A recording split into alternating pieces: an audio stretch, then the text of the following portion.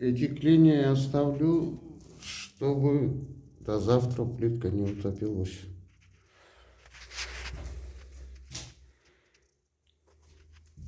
Она может утопиться на 2 миллиметра, на миллиметр. Это уже будет криво.